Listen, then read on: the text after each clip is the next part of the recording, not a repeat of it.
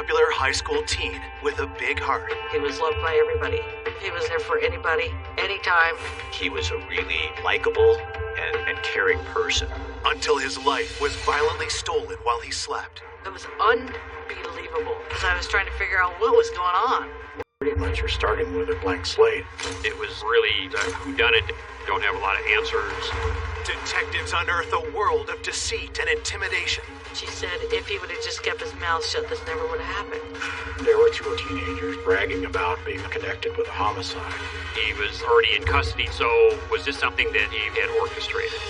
To reveal a sinister plot. A fisherman contacted the police department and said, hey, I found this gun. So that was a twist where you never would have expected that. The whole scenario was crazy. And discover a mastermind no one expected. We were dumbfounded, like, what just happened here? I don't think anybody thought that this is how it would end. I felt totally betrayed. I wasn't just shocked. I was floored. Set against the picturesque backdrop of the Oregon mountains, the small town of Eugene is 100 miles south of Portland. The community's nice. It's a good place to raise a family. It's a college community. The University of Oregon is there. It's a beautiful area of the Pacific Northwest. Eugene's a small town, relatively. We're like the second or third largest city in Oregon, but that's still about 200,000 people. It's a quiet place. In the early morning hours on Monday, October 3rd, 1994, the serenity of this close-knit community is shattered. 911 call was made. It was a mother who was in anguish. Her teenage son had been seriously injured, bleeding from his head. Emergency units raced to the home, arriving in a matter of minutes. When the first responders arrived, they were able to quickly assess that it was gunshot wound to the head. And although he was unconscious, he was still alive. As paramedics battle to save the teen, police arrive to investigate the shooting. Janice Itura identifies the victim as her 18-year-old son, Aaron Itura. Aaron Itura was almost immediately transported to the hospital. As detectives get to work, they need to determine who would shoot a teenage boy and why. In short order, we're preserving the scene, beginning to document it with photographs, and start gathering information. His bedroom had been partitioned off inside the attached garage of the residence. He had furnished it or decorated it as, a typical teen male would. He had been in bed asleep with a girl that he was dating at the time. We knew he had sustained a devastating gunshot wound to the head. The girlfriend who was lying beside him was unharmed. Police ask her to wait with the family while they continue to investigate the crime scene. And a fragment of the bullet was found at the scene. It seemed like the caliber of the gun was a .38 caliber. The weapon is nowhere to be found, and there's no sign of forced entry to the home. Somebody had just opened the garage door. It wasn't locked. There's nothing of value missing. Detectives wonder if the attacker could have a personal motive. If somebody had a gun, went in there to steal property, but the people woke up and discovered them, you would expect both people to be shot. The fact that one person wasn't shot and the other one was would indicate that there's a motive to single that person out. With the crime scene yielding little information, detectives question those closest to Aaron, his family and girlfriend, who were at the scene of the crime. I mean, it was a really whodunit out of the blue. Don't have a lot of answers. The police department is still trying to figure out what happened and who was involved. The detective questions how Janice came to find Aaron. Aaron had gone to his room and his girlfriend Carrie was spending the night. And then all of a sudden, about 1:30 in the morning, I hear screaming. So I went out to the bedroom, and here's Aaron on the bed, and his girlfriend Carrie's just freaked out. And I looked at Aaron, and he had a big old gash on his head. Then I saw blood. And I called 911, and then I just grabbed him and held him for a while. I was trying to figure out what happened. Aaron Itura was born on December 28, 1975. He was the oldest of 5 children, raised by single mom Janice. Aaron was a good kid. He was there for anybody, anytime. And he had a lot of responsibilities as far as helping out, because I worked sometimes 2 jobs. And he took care of all of his young siblings. Growing up, Aaron was always tall for his age and came to be known as a gentle giant. People described him a big, lovable teddy bear. He was a really likable and caring person with a mom who was really involved in his life. In his last year of high school, Aaron was popular, well-respected, and easygoing. Well, he liked to draw. He wanted to go to art school in New York, and that was his goal. Recently, Aaron had found love with a little girl named Carrie. She worked at the little neighborhood store, and they had been dating about 4 or 5 months. Aaron took pride in his community and was highly active in the area's anti-gang movement. He had the courage to step up and do what was right. He was just the type of guy that people came to with their problems. He was the protector. He watched out for everybody. Aaron was looking ahead to a bright future. No one can think of anyone who'd want to shoot this young man point blank in his own bed. Investigators turned to Aaron's girlfriend, Carrie, who was lying next to him during the attack. Carrie tells detectives she awoke to the sound of the gunshot, but couldn't see much in the dark. Carrie, the girlfriend, certainly needs to be looked at as a potential suspect because of her proximity at the time the shooting occurs. The police decided to take her down to the police station and to talk to her in a lot more detail about what she knew. While police transferred Carrie to the station, detectives focus on Aaron's family. In the early stages, it's really important to exclude witnesses from being possible suspects. Part of the procedure of the police was to take gunshot residue swabs from the people in the house. I needed to get to the hospital. I needed to see how he was. But we couldn't leave. We had to wait till we were cleared through the gunpowder residue testing. Aaron's mom and siblings test negative for gunshot residue. They immediately race to the hospital. Janice was almost immediately notified by the doctor that her son's brain scans showed that there was no brain activity. The nurse was trying to tell me that he's not going to make it. Later that morning, the decision is made to take Aaron off life support. I think he just was done fighting. I lost a big chunk of my heart. Just couldn't believe that I'll never see him again. As Aaron's family grieve their devastating loss, at the station, detectives interview Aaron's girlfriend, Carrie. They ask her if she knows of anyone who would want to harm Aaron.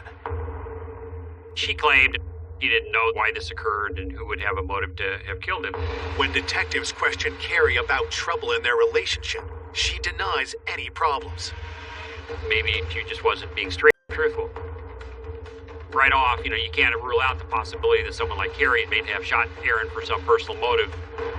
Forensics check Carrie's hands and clothing to determine if she fired the weapon that killed Aaron. Gunshot residue wasn't there. Swabs confirmed that she was not involved in a shooting.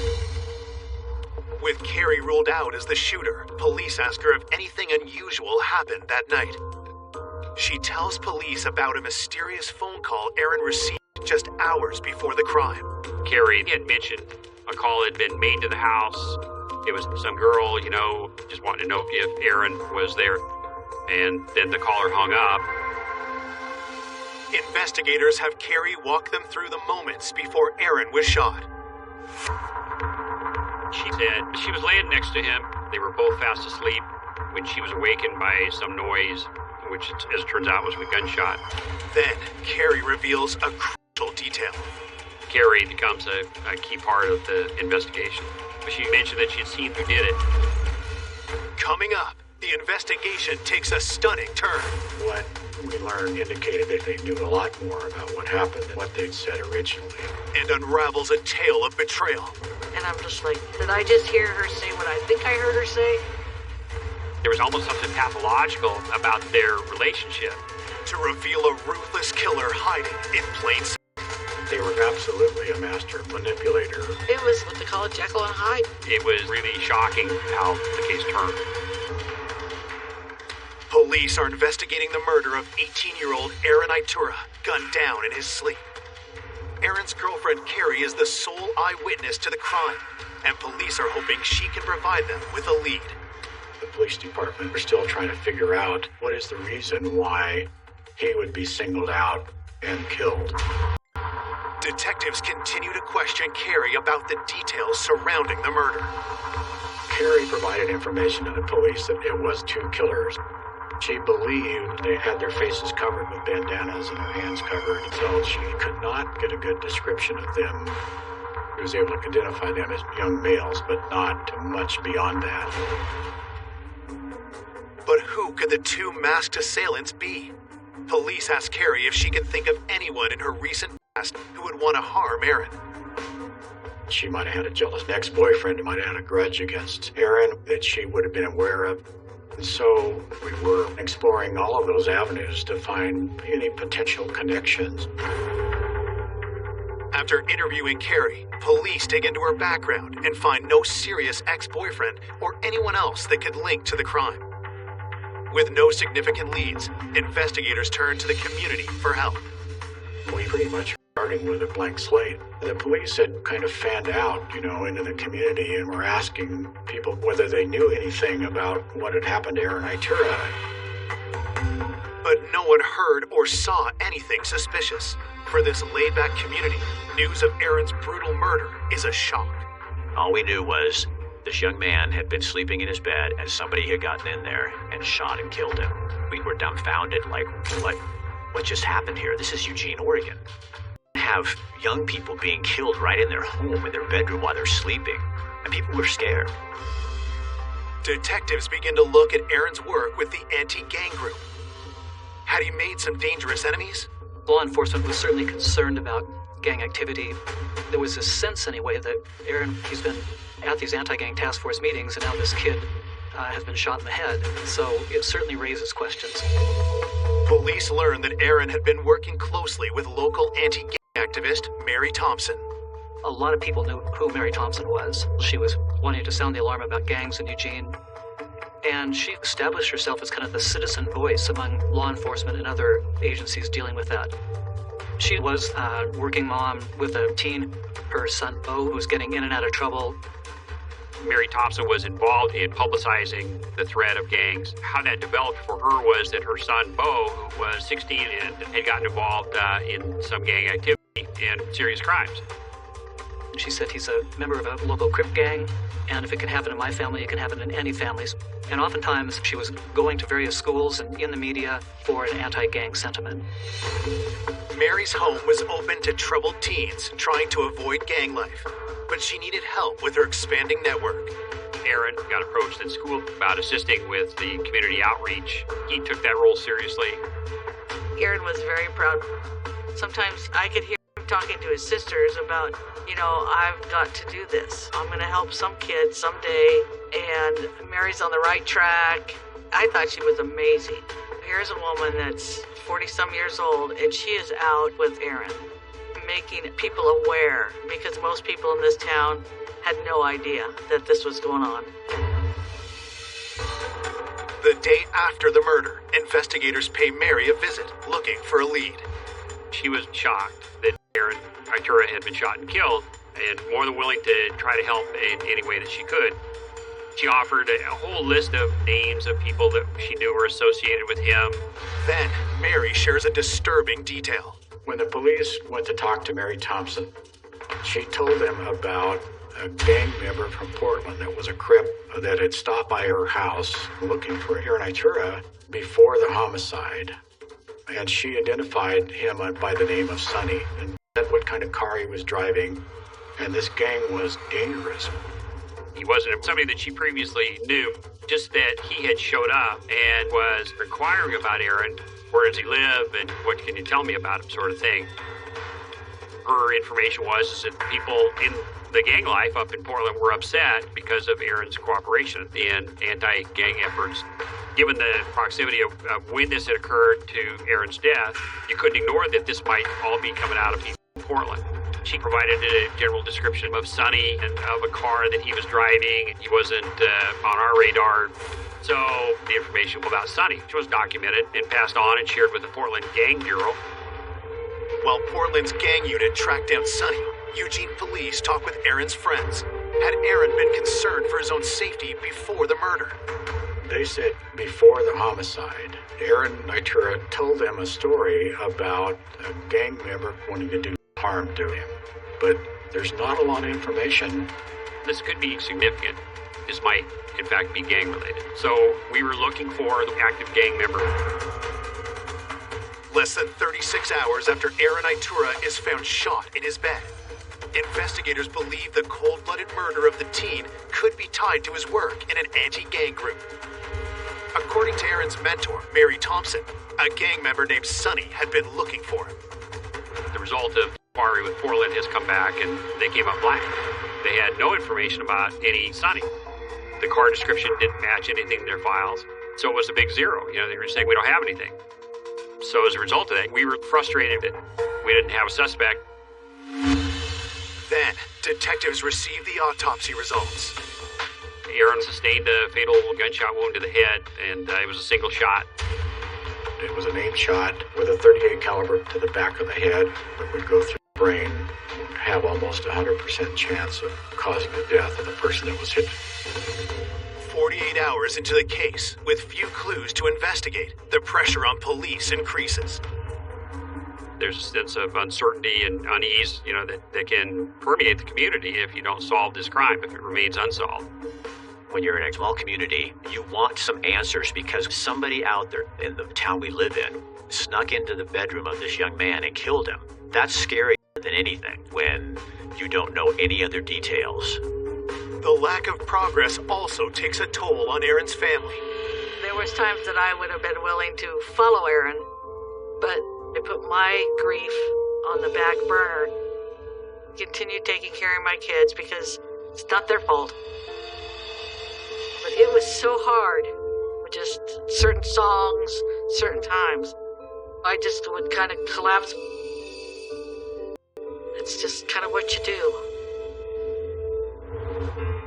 Fortunately, Janice isn't without support. Friends like Aaron's mentor, Mary, helped the family get through tough times. Mary Thompson was very sorry. She didn't understand who would ever do that. We both were grieving. So I got some really nice words from her. I'm in the mindset of, well, we're going to catch who did this, who shot him. And she's like agreeing with me, yeah, we need to find out who did this. At the station, police search for new leads and find a report about a recent incident involving Aaron and are surprised when they come across a familiar name.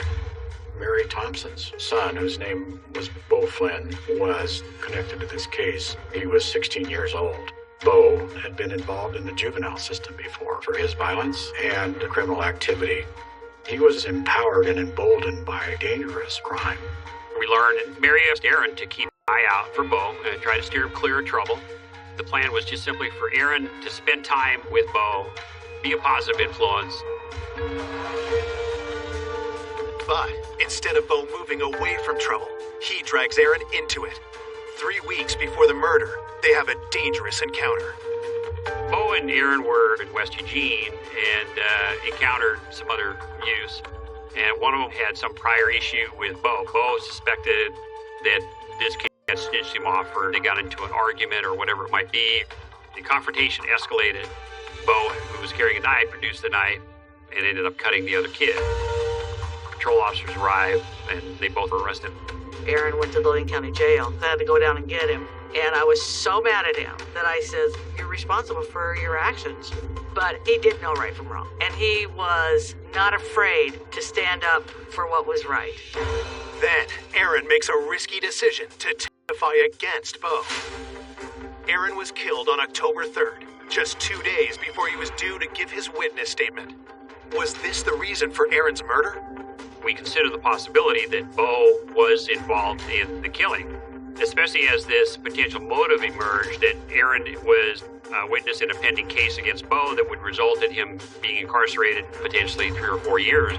Investigators pay a visit to Beau, who's in custody at the state's juvenile facility for the knife assault. He was already in custody at the time that the homicide occurred, so was this something that Beau had orchestrated?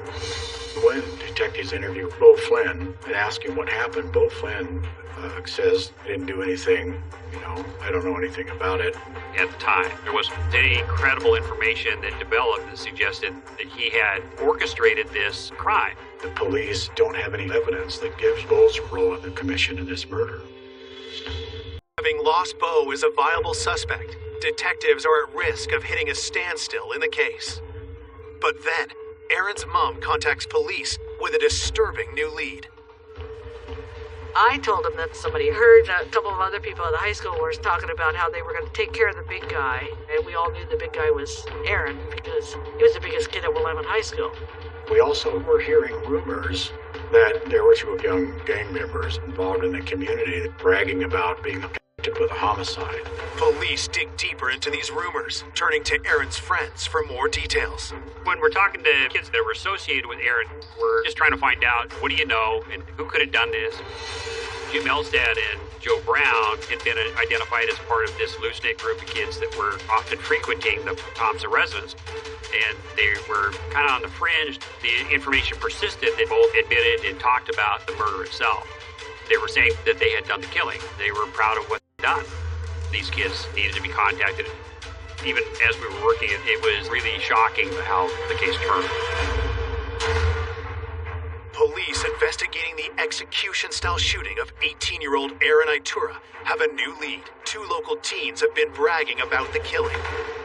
What the word was on the street was Joseph Brown and James Elstad were the two individuals involved in the killing of Aaron Itura. I knew they were friends of Bo's, but these kids were Aaron's friends as well. Jim Elstad grew up with my kids. His little brother was my daughter's best friend. And hearing that he would even be involved was just bizarre, but that's what they were saying. We were told from the circle of kids that were being identified and contacted said that Jim Elstad and Aaron Itura had been friends at one time, and that most recently, leading up to the homicide, that relationship had soured. So, a source of friction that should be explored and investigated. Joe Brown and Jim Elstad, they didn't appear to have criminal records, so there wasn't a whole lot to go on. Before police can speak to the two teens, they get a surprise visit from Mary Thompson. She indicated that she also heard that Joseph Brown and Jim Elstad might have been involved in the homicide. But what Mary reveals next stuns the detective. The homicide happened on October 3rd in the early morning hours, and she tells the police that both Elstad and Brown ended up coming to her house after the homicide and telling her that they had killed Itura. Acknowledged that she hadn't been entirely candid with us from the beginning.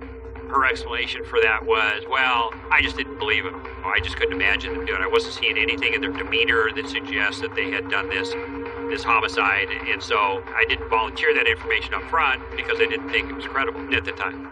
But now Mary believes the two teens could have been telling the truth.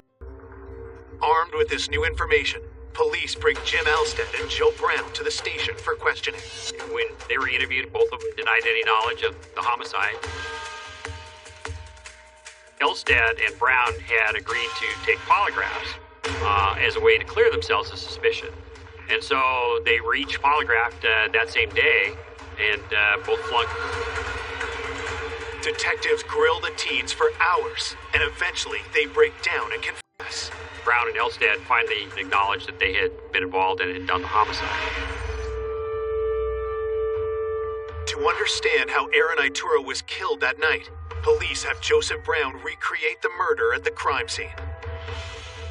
He had agreed to come back and do what we call a walkthrough, where you're basically doing a videotaped statement and you're describing, and in some instances you might even enact, what occurred. Joe tells police he was the lookout, and Jim Elstad was the one who shot Aaron. But what was their motive? Gradually what emerged was they were upset because their homie, Bo, was at risk of being incarcerated further because Aaron was cooperating with the police and was willing to testify against him in this knife incident. In their statements, Joseph Brown and James Elstad took personal responsibility for the homicide. They did not say that their activities were at the direction of Bo. Detectives need something concrete to corroborate their story, so they ask about the murder weapon. When police ask Joe Brown what happened to the gun, he tells them it's in the river. After the homicide, Joseph Brown throws the gun into the river to dispose of it.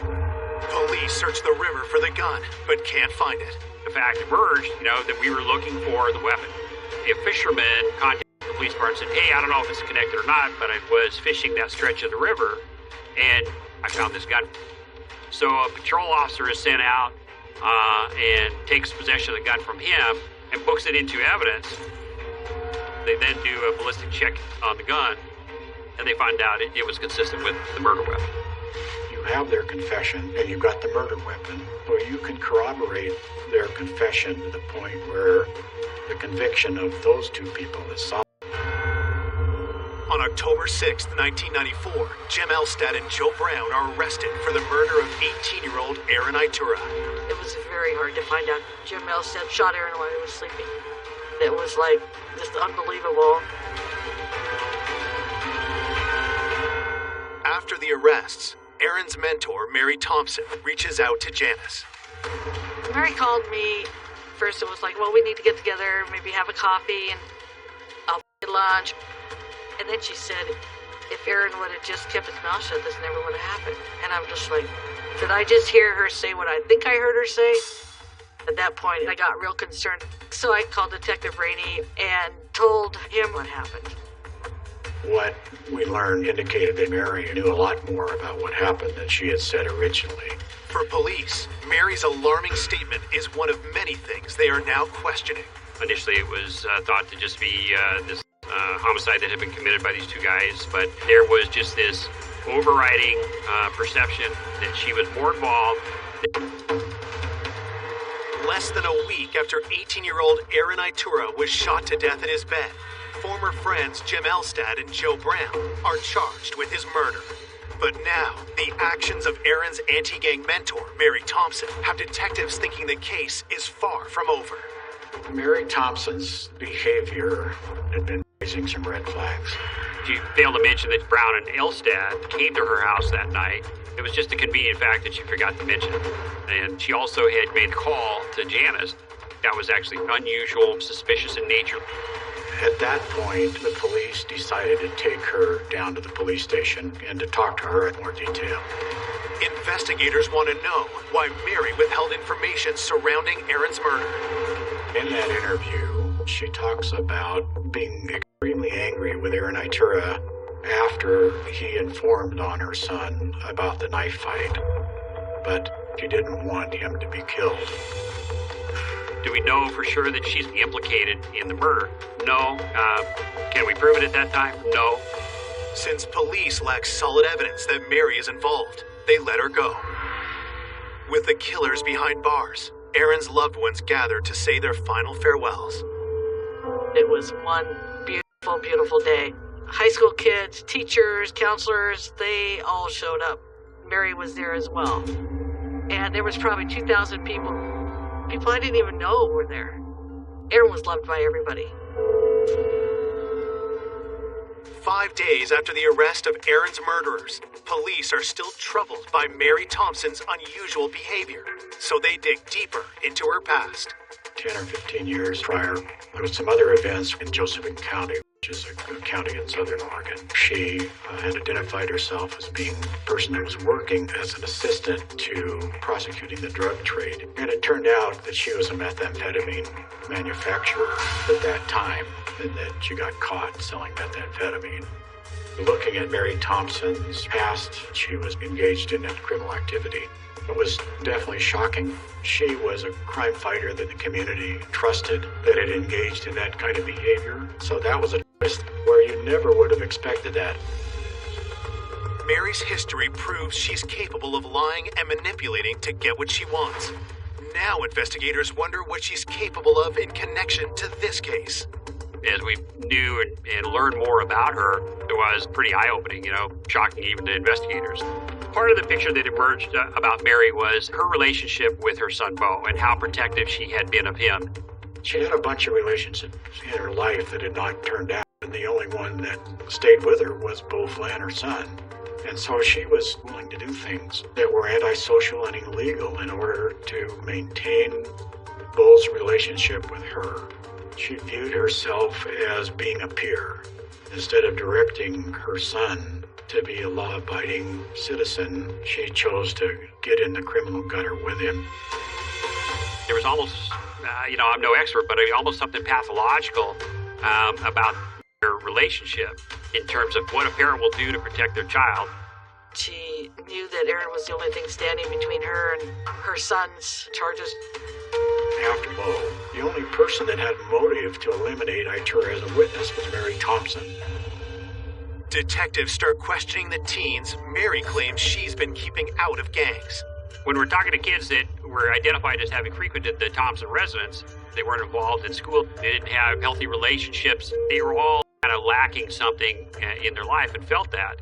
It seemed she already had developed the family structure that she was able to manipulate for her own purposes, and she had somehow orchestrated the murder of Aaron Itura, and as a result of that, she began emerging more and more as this prime suspect.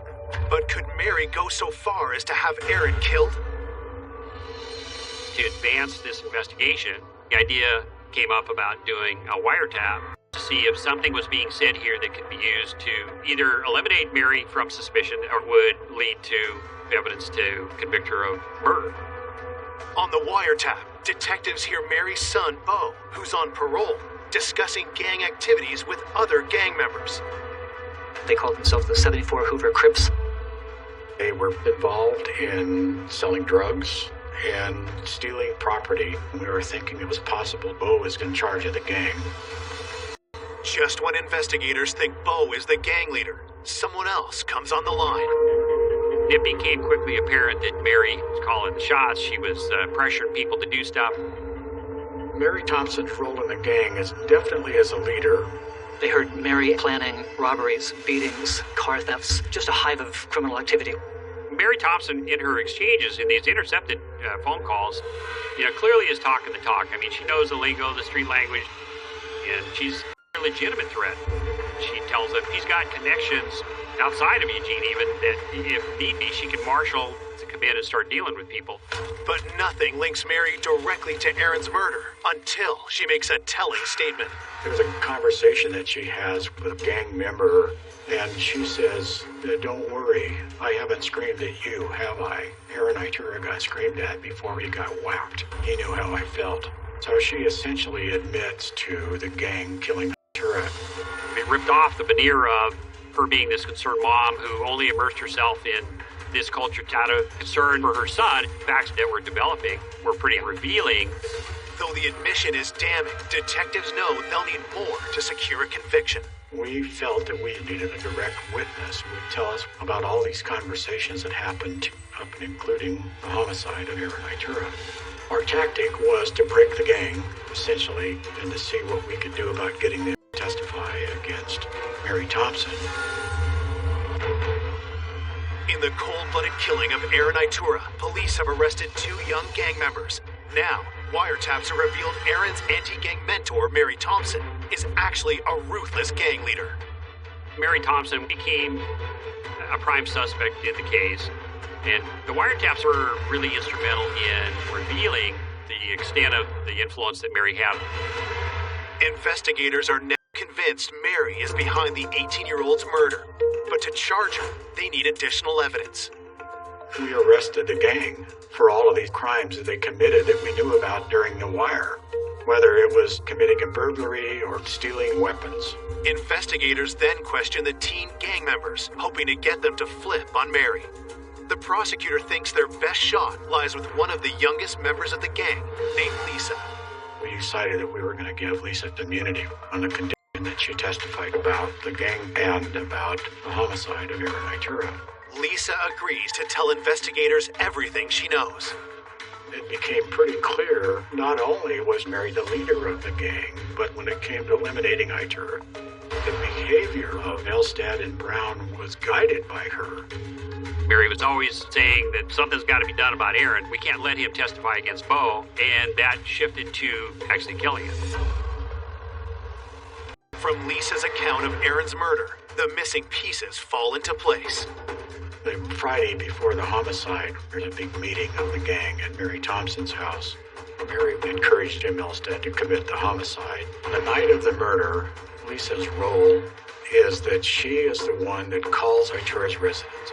And when Itura answers the phone, she hangs up on him. And that information gets communicated back to Jim Elstad and Joseph Brown that Itura is at his house and they should go forward and commit the crime. Mary tells Brown and Elstad to wait until everyone in the Itura home is asleep. 1:30 in the morning, when Aaron was in bed with a girlfriend, Carrie, they were both fast asleep. Brown and Elstad had snuck into the room, and Joe Brown was the lookout. And then Jim Elstad hadn't hesitated and fired once into Aaron's head. Carrie then was awakened by that noise. By then, Elstad and Brown had fled the garage. They go to Mary Thompson's house after having committed the homicide. And then Joe Brown gets taken to the river, and Mary Thompson takes him there, disposes of the gun. And this is kind of significant. That was even done at her suggestion. At the outset of the investigation, Mary Thompson went to police with information on Brown and Elstad in an attempt to throw police off her trail. Throughout all this, of course, Mary's trying to keep her fingerprints off everything, so she's evading responsibility. But her influence may have resulted in Aaron Itura's death. Mary Thompson was absolutely a master manipulator. That was demonstrated many, many times. In February 1995, Mary is charged with aggravated homicide for her role in killing Aaron Itura. I was floored. I just had no idea that Mary could have been involved at that extent. It was just what they call it, Jekyll and Hyde, you know. I felt totally betrayed by another mom. I don't think anybody suspected when she was teaching us about gangs that she actually was planning the whole thing.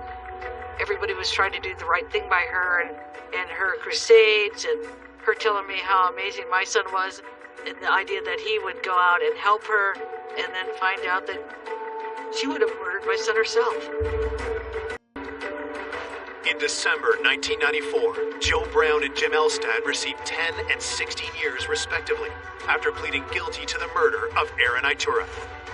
Almost 2 years later, on June 4th, 1996, Mary Thompson goes to trial and pleads not guilty. Gang members testify in court, supporting the prosecution's case. They all eventually, came on board and were effective witnesses. After a 6-week trial, on July 23rd, 1996, the jury finds 41-year-old Mary Thompson guilty for her role in the murder of Aaron Itura. It's been such an emotional trauma on us all. This is like, it's not only me that she's hurt, it's not only my son that she's destroyed, it's my family, his friends, the kids involved, everybody. She's probably been doing this her whole life, but she didn't win. Mary Thompson is sentenced to life in prison for aggravated murder, among other charges, including hindering the prosecution. When you think of the level of deception that she perpetrated, and then ultimately to see her held responsible for that, that's a real satisfying feeling as an investigator. The whole case from beginning to end was unsettling. I don't think anybody would have gone into it and thought that this is how it would end. Aaron's loved ones find relief in the closing of that dark chapter in their lives. They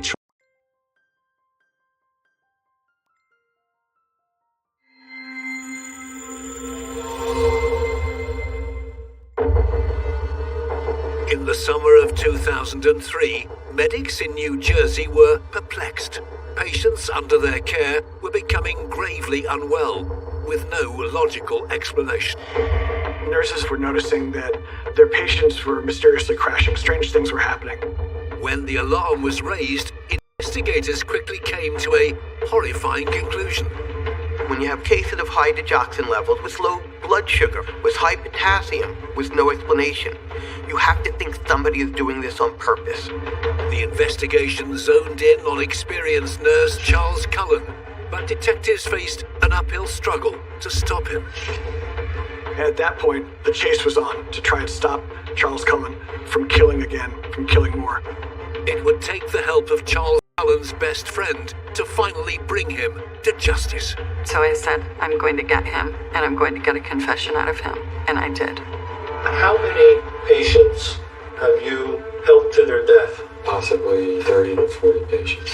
Suspected of murdering as many as 400 patients over a 16-year career of killing, Charles Cullen was finally exposed as one of the world's most evil killers.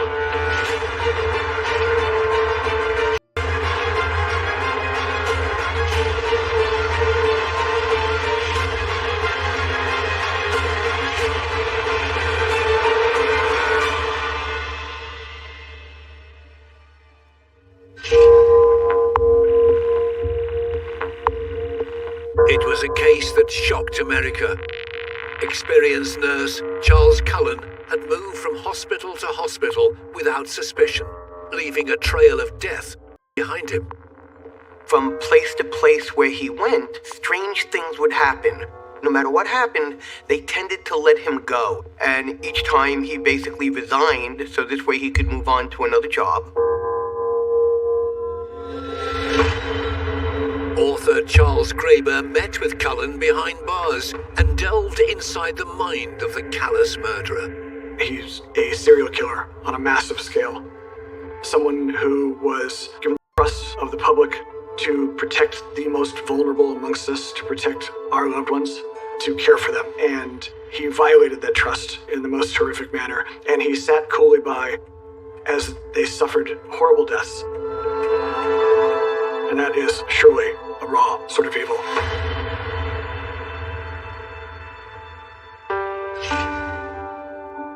This killer's story begins on the east coast of the United States.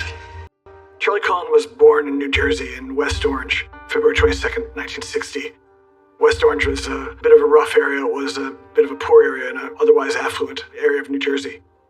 He had 8 brothers and sisters and was the youngest of the family, a sort of late life mistake. On the 17th of September 1960, when Charles Cullen was only 7 months old, his father died at the age of 56.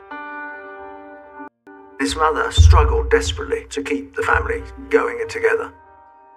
They existed on almost nothing, welfare checks and charity and handouts. Young Charles Cullen struggled to deal with his environment. At the age of 9, he horrifyingly tried to commit suicide by drinking part of a chemistry set. He was a deeply, deeply disturbed child. Cullen was possibly predisposed towards personality disorder. And if you put that into that unstable background, that can have catastrophic effects. The troubled child also sought revenge for how he and his family were being treated. One of his sisters was pregnant. The boyfriend would come around quite often, and he was abusive to Charlie. He beat his girlfriend, Charlie's sister, relentlessly to the point of miscarriage. And Charlie tried to poison him with eye drops in his drink.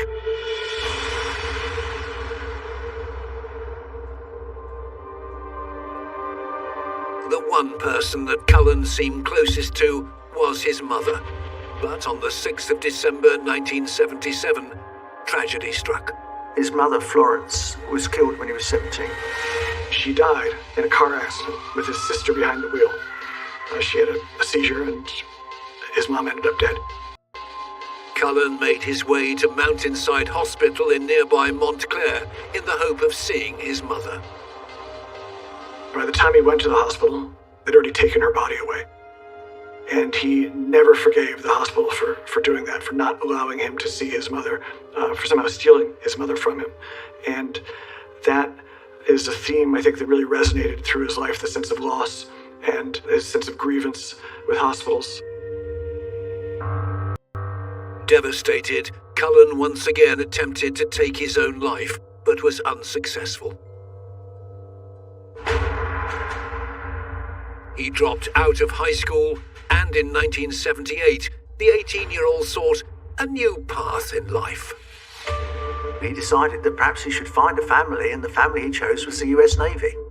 He enrolled, enlisted, and indeed was sent to work on a submarine, the USS Woodrow Wilson. But the Navy didn't end up being the safe and secure place that Cullen hoped for. I think he felt that submarines would be that exciting war movie version of subs and life aboard. But really, the submarine life couldn't have suited Charlie Cullen any less. He was trapped in a metal tube for months at a time with the sort of guys that would give him a hard time in high school. Cullen claimed that he was bullied in the Navy. He would have been a little bit of an outsider. He wouldn't have mixed well, made friends. If he's got that victim mentality, he's going to perceive any kind of rejection as bullying. On the 30th of March 1984, the Navy released Charles Cullen from service. They didn't give him a dishonorable discharge. It's essentially neutral references, you might say. And then he went home to West Orange, where he started working in a department store as a clerk without any real sense of purpose. Life as a store clerk didn't appear to suit Cullen, and soon the 24-year-old decided to embark on a surprising career path. Charlie Cullen ended up going to nursing school, and the place he chose to go was Mountainside. So the place where he lost his mother was the very same place he started his career. In 1984, it wasn't normal for men to sign up for nursing. Perhaps he thought in a female profession there would be less bullying, or he would be in a group of people who would be more supportive of him, and he would have more power. June 1987 was a busy month for Charles Cullen. The 27-year-old graduated from nursing school, got married after a whirlwind romance, and started his first nursing job in Livingston, New Jersey. He actually cut their honeymoon short so that he could start work at the St. Barnabas Hospital burn unit. And Cullen's job was to essentially scrub dead, dying skin off of burn victims so that they could grow new skin. And it's a horrific job for anyone, especially someone fresh out of nursing school. In June of 1988, 72-year-old Judge John Yengo had been admitted to St. Barnabas with severe sunburn and was under Cullen's care. Judge Yengo was hooked up to an intravenous drip and given treatment, but unfortunately didn't make it. Over the coming years, the hospital faced a worrying trend. Nurses on staff were noticing that their patients were mysteriously crashing, and it was happening with great frequency. Patients would be prepared for surgery, have an IV bag hung, and all of a sudden they'd become incredibly sick. They were essentially instant hypoglycemics. As nurses disconnected the IV bags, the patient's condition would immediately start to improve. Staff at the hospital were perplexed about why this was happening.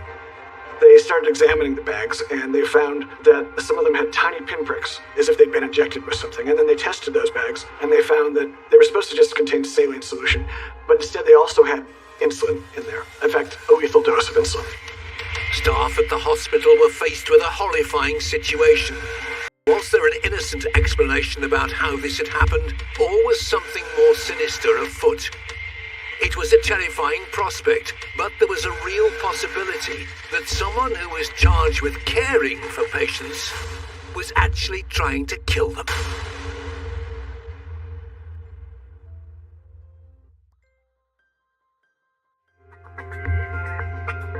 By January 1992, investigators at St. Barnabas Medical Center in Livingston, New Jersey, were at a loss as to how so many IV bags had been lethally contaminated. 31-year-old Charles Cullen was interviewed as part of the investigation. He was a participant as a nurse who was often offering his services, going fixing the IVs.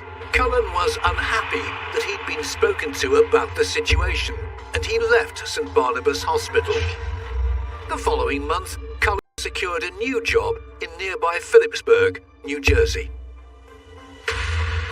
He just goes down the road to another hospital where he's quickly hired. There's a nursing shortage, and his recommendations are neutral or positive at this point. There's no reason not to hire him. Cullen was working on a ward in August 1993 when a 91-year-old woman was admitted. A patient named Helen Dean. She was on the ward, but she wasn't his patient. Helen Dean's adult son, Larry, would visit with his mom quite frequently. He remembers being at her bedside when a nurse he hadn't seen before entered the room. And this nurse said he had to do something with Larry's mother. Could he please leave the room? Larry came back in a bit later, and his mother said, "He stuck me." And Larry took out his little microscope on his Swiss Army knife and could see a little pinprick on her leg. Larry left the hospital, but before he could return, his mother had died. He mentioned to staff about the pinprick. And they started an investigation and then tested Helen Dean's blood. And they tested for dozens of drugs that might have killed her, and they found nothing in her system, because the one drug they, for some reason, did not test for was digoxin. Digoxin belongs to a class of drugs called cardiac glycosides. These drugs increase the force of the heart, and it is also thought to do something else with the electrical activity of the heart, which will slow down the heart rate. Larry was convinced that something untoward had happened to his mother, but the hospital couldn't find evidence to back this up. In that investigation of Helen Dean's death, Cullen and another 2 nurses were asked to take lie detector tests. Well, Cullen passed. There was no sign that he'd done anything.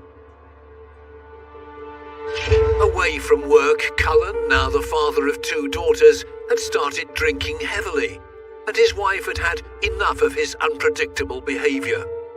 In January 1993, she ended their marriage. Cullen's life was spiraling out of control, and he was soon in trouble with the police. He was arrested for stalking the house of a colleague, the nurse and her son. He was found to have gone into the house while they were both asleep. Investigators charged Cullen with trespassing rather than stalking, to which he pleaded guilty. He was given a year's probation. Charlie Cullen attempts suicide a few more times. He's in and out of mental institutions, and this is a pattern that continues for the next 5-6 years. He moves hospital to hospital. Each time, he starts off as a great nurse. Everything's fantastic. He's an ideal hire. He is the good nurse. But no matter where Charles Cullen went, death seemed to follow him. By November 1998, the 38-year-old had started another new role, this time at Eastern Hospital in Pennsylvania. The following month, 78-year-old Otto Schramm was admitted. Mr. Schramm is an older man. He wasn't doing particularly well. His daughter would visit quite regularly and was especially surprised then when a nurse she hadn't seen before asked her to leave the room. And the next day when she came in, her father was dead.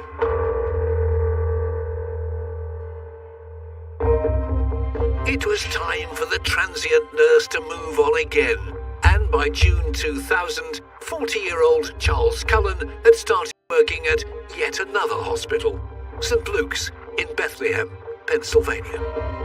It was a particularly prestigious job. It was a well-paid job. He started off as a nurse that everyone was glad to have available to them. He worked nights and weekends. He would take other people's shifts. He was always happy to help out. On one overnight shift, 2 nurses observed Cullen going into a closet where medicines were being kept.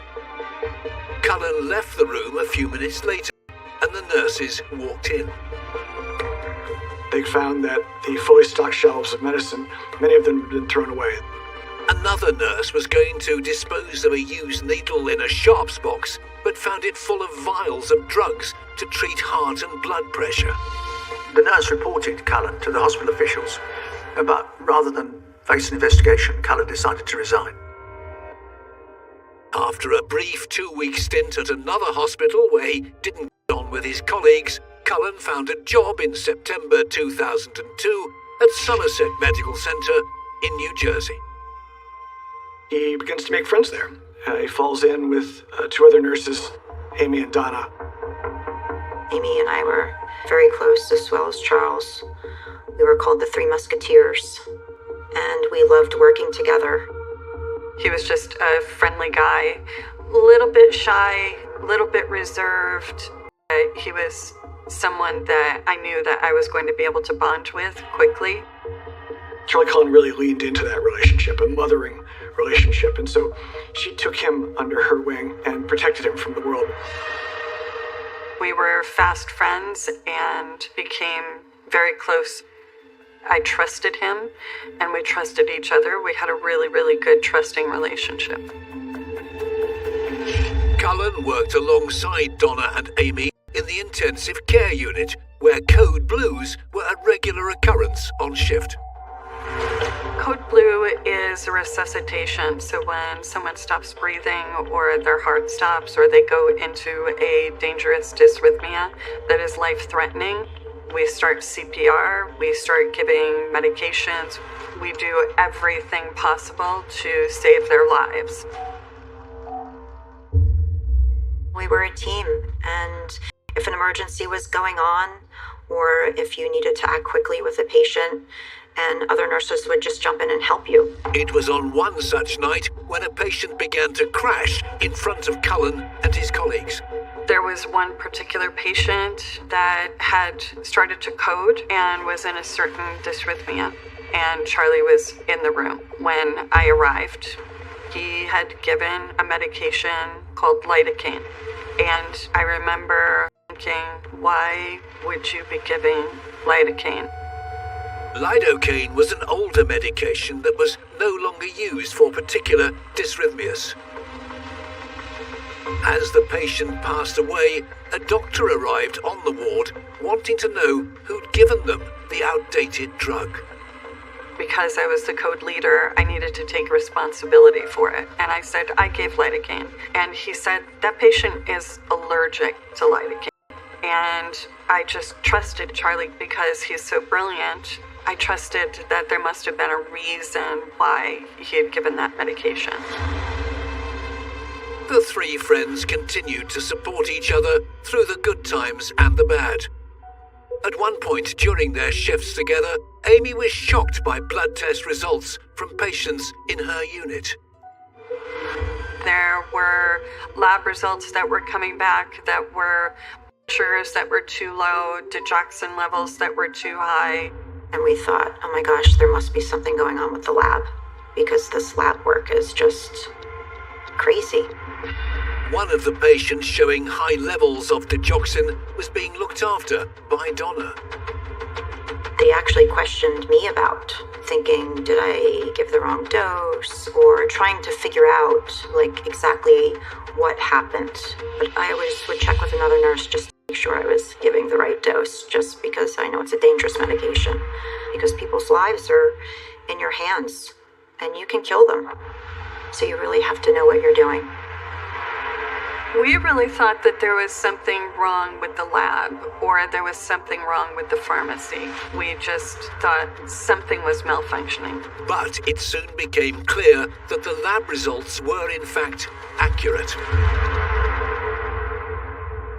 As we get into 2003 at Somerset Medical Centre, more and more sudden, unexpected deaths take place. In June 2003, one of the nurses from Somerset contacted the New Jersey Poison Control Center with a concern. The nurse had a query about digoxin levels in a patient who was no longer taking the cardiac drug. Poison expert Bruce Ruck took the call. At that point, the only explanation that we had as a team was that somebody accidentally gave the patient the wrong medication. And all we are thinking at this point is medication error. But 2 weeks later, a pharmacist at the same hospital called the Poison Control Center with similar concerns. And I said to the pharmacist, do you have any patients that have hypoglycemia, low glucose, blood sugar? Do you have any patients with very high potassiums and some other things? And then there was the dead silence. And the answer, yes. And that's when I said, it sounds like you have a police matter on your hands. There was no doubt in Bruce Ruck's mind that something sinister was going on, and that somebody was deliberately harming vulnerable patients. The hospital was told to find out who was responsible before any more patients wound up dead.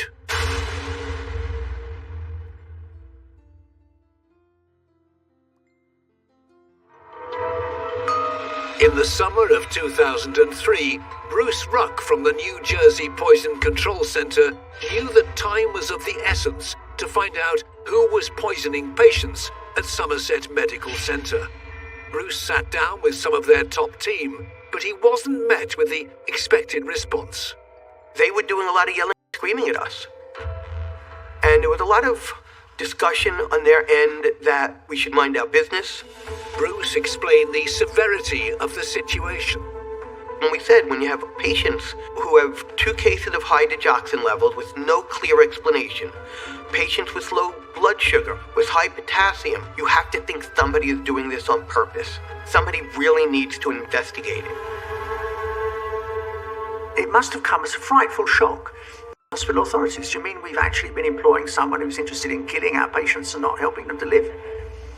It's a very difficult thing to take on board. On the advice of Bruce Ruck, the police were contacted by the hospital and were told there'd been a number of unexplained medical incidents. 2 detectives were briefed by hospital bosses who told them that their 4-month investigation had been found to be inconclusive. Then, on the 31st of October 2003, seemingly without warning, 43-year-old experienced nurse Charles Cullen was moving on once more. Charlie was fired absolutely out of the blue. No one could believe it because here was one of our best nurses being fired. We just couldn't believe it. We didn't understand it. It didn't make sense. Cullen told his friends that there was a perfectly good explanation for what had happened. Unopened medication vials had been disposed of, and he had been wrongly blamed for it. I was just really concerned and really sad for my friend, and I actually told him that I would give him a reference to go to another hospital. Amy and Donna were devastated that their friend had been treated so unfairly. But there was more turmoil to come. I came into work, just my regular scheduled shift, and I was told that there's some detectives here that want to ask you some questions. And I was like, why? For what? With little evidence in relation to the deaths, detectives needed to interview members of the nursing staff who had so far been kept in the dark about an investigation taking place. What the detectives needed now was more. They were trying to talk to all the nurses, one by one, and they were forced to conduct those interviews in the presence of the risk manager. Essentially, the boss is sitting in on every interview. I was the last nurse to be interviewed, and I sat down in front of the lead detective. To Amy's surprise, detectives wanted to know more about her friend and former colleague, Charles Cullen. I decided I was going to say, this is a witch hunt and this is bullshit. And there's no way that there was anything going on with Charlie Cullen because he was a great nurse. The risk manager was called away from the interview room unexpectedly, and one of the detectives seized this opportunity to have a more open conversation with Amy. He slid a report across the table, data listing all medication removed by nurses from their dispensing machine, Pyxis. I saw Charlie's printouts, what he was actually taking from the Pyxis. There was one particular medication that normally you take out 1 vial every 2 weeks to reconstitute that particular drip. And one particular night, he took out 12 of those vials. When I saw the evidence, it was absolutely glaring. There was no way around it. I had to accept it. There's no possible way he was taking them out except for sinister purposes. He had been harming patients. It was a bombshell moment. Amy was now faced with the realization that one of her closest friends may have been killing patients under their joint care.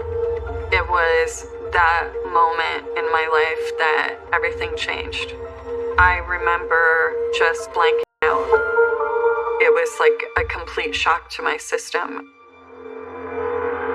Detectives explained they didn't have strong enough evidence to arrest Charles Cullen yet. They asked Amy to work alongside them in secret, keep keeping in touch with Cullen as if nothing was wrong. They were hoping I could get something out of him to explain what was happening. Even though I knew what had been happening, it was still a betrayal of my friendship, and I was lying to him, and that didn't feel good at all. At the same time, the body of one of the hospital's recently deceased patients was exhumed. Reverend Florian Gall had died of a massive heart attack earlier that year. And the coroner found that he had more than enough digoxin in his system to kill him. That was, in fact, the cause of death. Detectives now had various pieces of evidence linking Cullen to the murders, but nothing solid enough to act upon. Meanwhile, the 43-year-old continued to find employment in the healthcare system. Charlie had called me out of the blue to tell me that he had gotten a job. He was going to start working, and I called one of the detectives. Cullen would soon be at a new hospital with many vulnerable patients under his care. The pressure was on to prevent any more deaths. They said we need to step this up. To actually put that nail in the coffin, they needed the smoking gun, and that meant getting a confession out of him.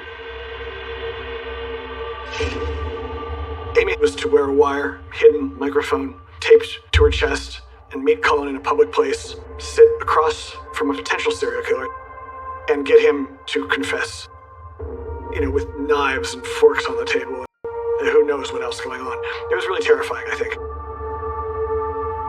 On the 12th of December 2003, Amy set off wearing a wire to meet up with Charles Cullen in person, while detectives listened in. When we first walked into the bar, he hugged me, and I was actually very nervous that he was going to feel the wire that I was wearing. I was really pretty terrified. We talked for 2, maybe 3 hours before I finally had the courage to bring it up. And I said, here's all of these hospitals that have accused you of wrongdoing to patients, and I know you did it. Amy was hoping for a confession and felt secure in the knowledge that the conversation was being listened to by police who could swoop in and rescue her if things got out of control. He changed. His voice, his demeanor, his face changed. He became a different person. That's the only way that I can describe it. He wasn't my friend Charlie anymore. He had become someone else, and I believed the murderer was sitting in front of me. He told me he wanted to go down fighting. Amy continued talking to Charles Cullen, but he was refusing to confess to the murders. Amy even offered to go to the police station with him. He did not want to go in to see the police. He didn't want his daughters believing that he was that person. Even in the absence of a confession, detectives made the decision to apprehend Cullen before he could start his new job. He left the restaurant and they arrested him that night. And I thought it was over. And I thought I would never have to speak to him again. But Amy's job was far from done. Investigators still needed Cullen to confess to murder on the record. For a second time, Amy would go face-to-face with her friend and former colleague. It was a confrontation with one ultimate goal: get a confession, or Cullen could get away with murder.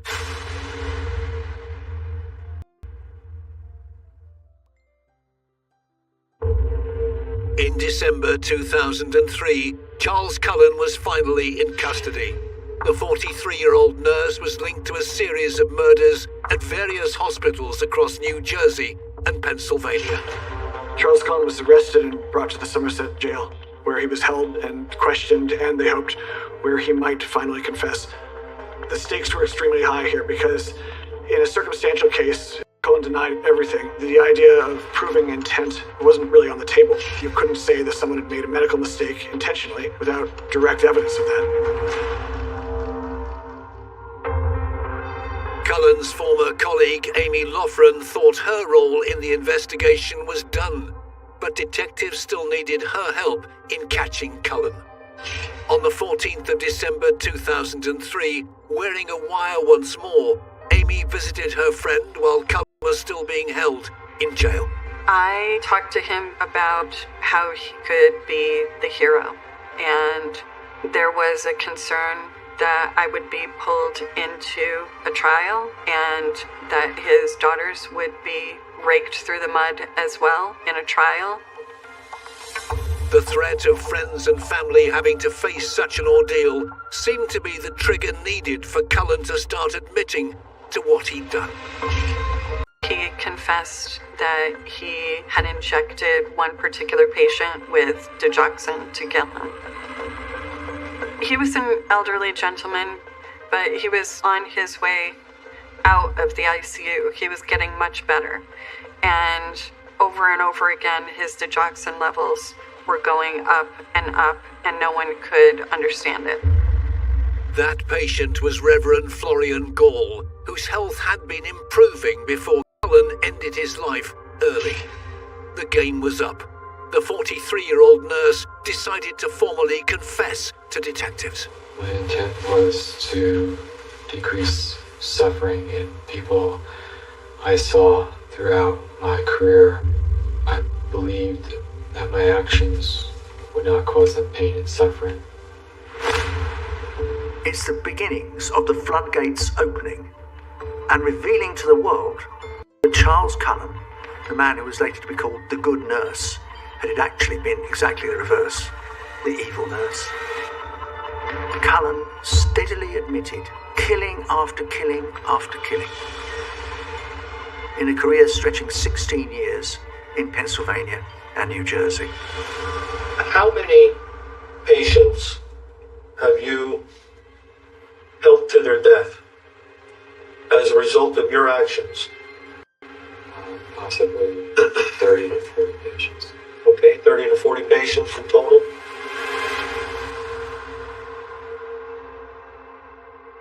Amy called me and she said, Charles is killing people. And I asked her to repeat it because I couldn't believe what she was saying. And I remember just crouching down on my kitchen floor and just sobbing. And I just kept saying, no, he didn't. And when she stopped answering me, it was her silence. Sorry. It was her silence. And it spoke much louder than her words. You know, you always want to look for the good in people. You just don't want to believe that someone could actually do something like this.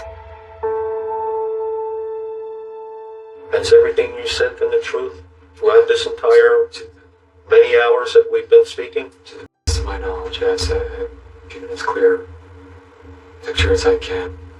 There's a lot of fuzzy areas. On the 15th of December 2003, Charles Cullen was finally charged with murder. He would go on to admit to many more murders across New Jersey and Pennsylvania, including 91-year-old Helen Dean and his first victim, Judge John Yengo, back in 1988. Prosecutors from the different jurisdictions met to discuss the case. Judge John Morganelli was then the district attorney for Northampton County. We were able to find out when he worked and then look at the deaths that occurred at Easton Hospital during the times that he was on shift, and then look at those folks and then whittle it down. Was he working? Would he have a contact with this person? One death in particular stood out from Cullen's time at Easton Hospital in 1998. 78-year-old Otto Schramm. We were able to establish that the digoxin, which was present in Otto Schramm in excessive amounts, probably was a contributing factor to his death. The case was looked at and the decision was made to charge Cullen for Otto's murder. Prosecutors from all of the jurisdictions needed Cullen's cooperation to help identify other victims. A plea deal suggested. Cullen would cooperate with identifying his victims if he could, and was acknowledging that he was involved in many more deaths than we even knew about. with the understanding that all of the prosecutors would not pursue a death sentence. In total, Cullen pleaded guilty to murdering 29 people over 16 years, 22 people in New Jersey and 7 in Pennsylvania. He also pled guilty to 6 attempted murder charges. Your Honor, I don't wish to be represented. I don't expect to confess the charges and plead guilty. On the 2nd of March 2006, 46-year-old Charles Cullen was sentenced to 11 consecutive life sentences in New Jersey. He sat with his eyes down, just really to avoid the family members of his victims as they told him what a nasty piece of work he was.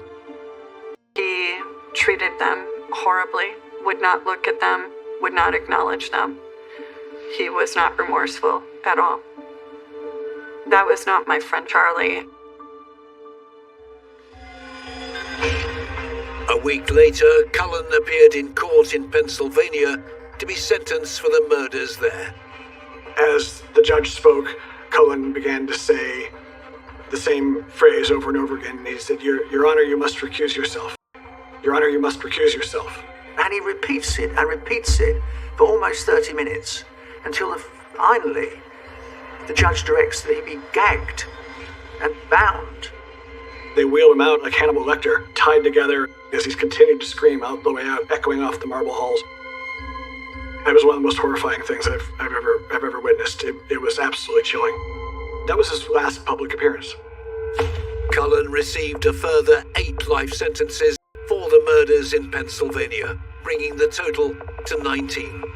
He was sent to Trenton Maximum Security Prison to serve out his sentences. Cullen will not be eligible for parole until 2388. He's separated from the other prisoners 24 hours a day, 23 hours in his cell, because other prisoners would love to kill him. As details of Cullen's horrific crimes were revealed, the extent of the horror became apparent. He'd been using other nurses to unknowingly help him end patients' lives.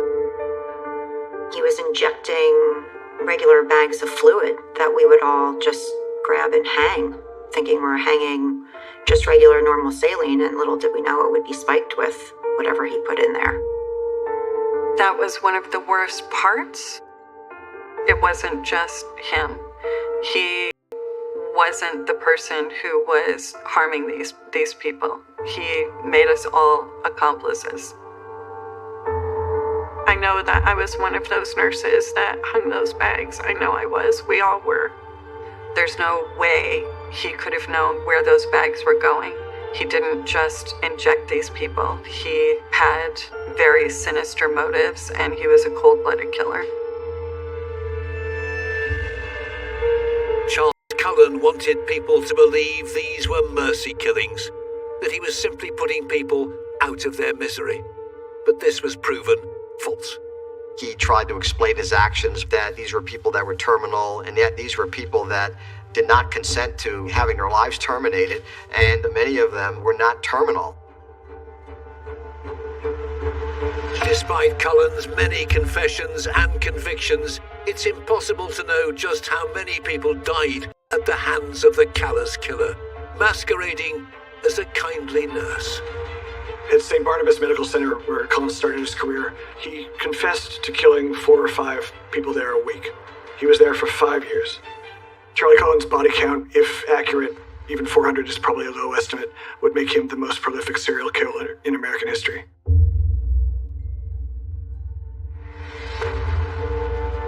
I had no idea the amount of people he murdered and how many families were involved in that. I can't even tell you how much it affected me. I just wish that I could tell all of the families how sorry I am that I didn't see it sooner. He was right in front of me. He was right in front of me.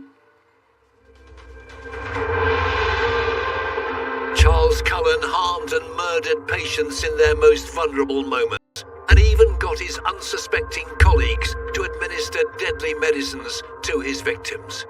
his selfish actions will have a lasting effect on hundreds of people. And Charles Cullen will forever be known as one of the world's most evil killers.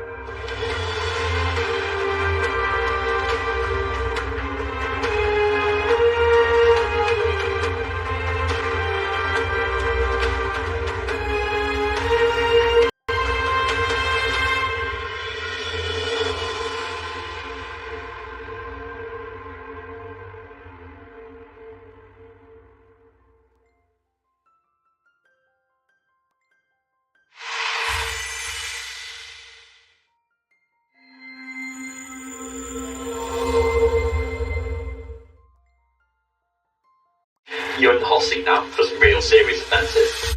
My interest in it. You're being accused of an armed robbery. When a criminal strikes, What do you know? Completely killed now. Listen to me. You anything after 6 for your threats like we shot, you understand? terrified victims deserve justice. To have something like this held to your throat, absolutely petrifying. It's innocent people going about their day-to-day lives. They didn't deserve this in the slightest. First, detectives must identify a suspect. This lad, there's him.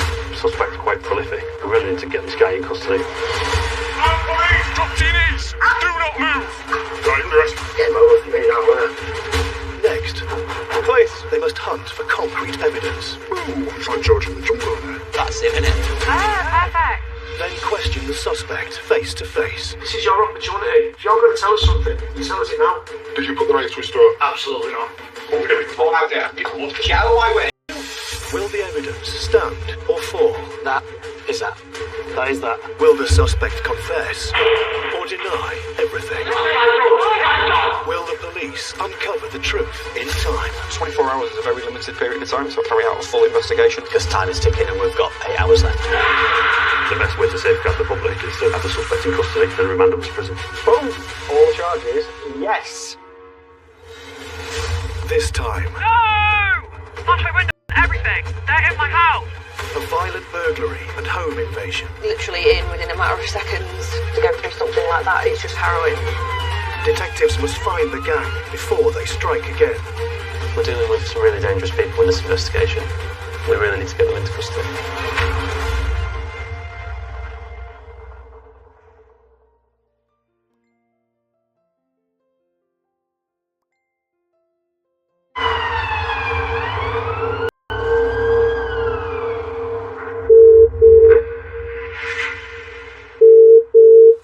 Homicide, please, what's the emergency?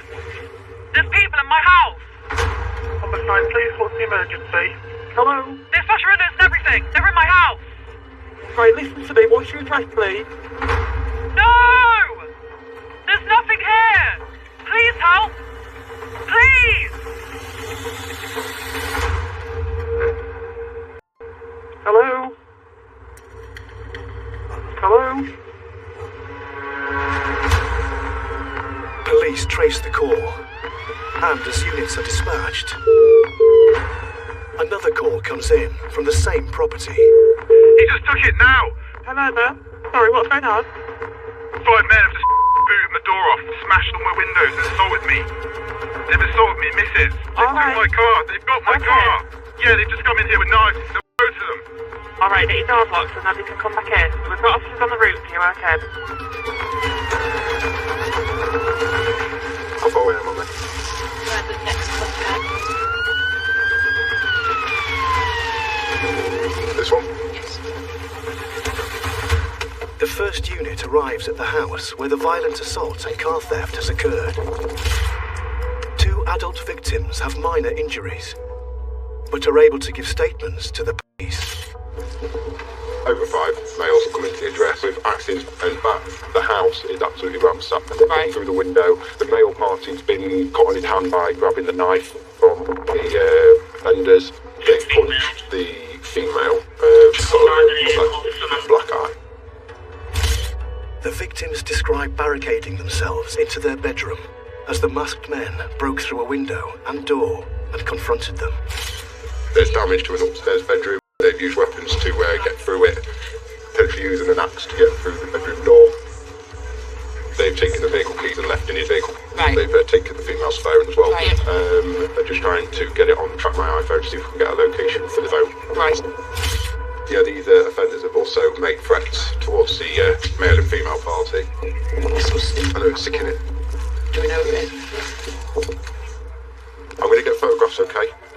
Officers must act fast to find any leads that could help identify the suspects. They've gained entry through the window, got damage to 2 front windows.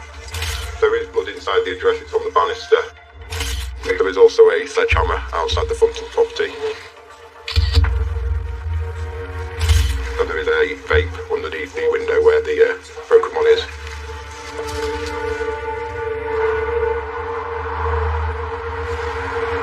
Shortly after the home invasion, police tracked the victim's stolen phone to an industrial estate. None of you touched this, have you? No. With the serious and violent nature of the crime, detectives from Scunthorpe CID have arrived at the scene and are being briefed by officers. So there's a sledgehammer out front there. So they've come through this window. That vape pen belongs to the suspects because they don't vape. It's come out of their pocket. It's not been touched. I've got photographs of it in situ. Right. So this potentially could be suspect or victim's blood. He has grabbed hold of the knife that they've had and he has got a minor cut. It's potentially the victim's, but we can't rule out whether or not it belongs to the suspect. I'm not 100% sure. So that's been secured. It's not been touched. He's got photographs. They've then got through the main bedroom, potentially using an axe to get through the bedroom door. So what have they taken? They've taken the car. Why have they targeted this? I don't know. The CCTV's up here though. The home has CCTV covering the front of the property. Is this one of the offenders? If we could play it, just play it through.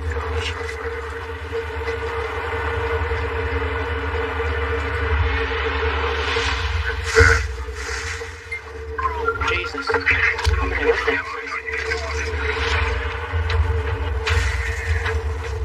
For free just as well, there is CCTV at this property and it has captured the suspect gaining entry and leaving. It's now clear there are 5 attackers. But the question detectives must answer quickly is who are they?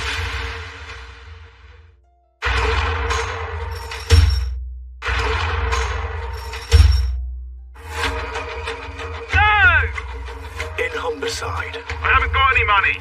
There's nothing here. a violent burglary involving an armed gang has left a family traumatised. Over 5 males have come into the address with axes and bath. The house is absolutely ransacked.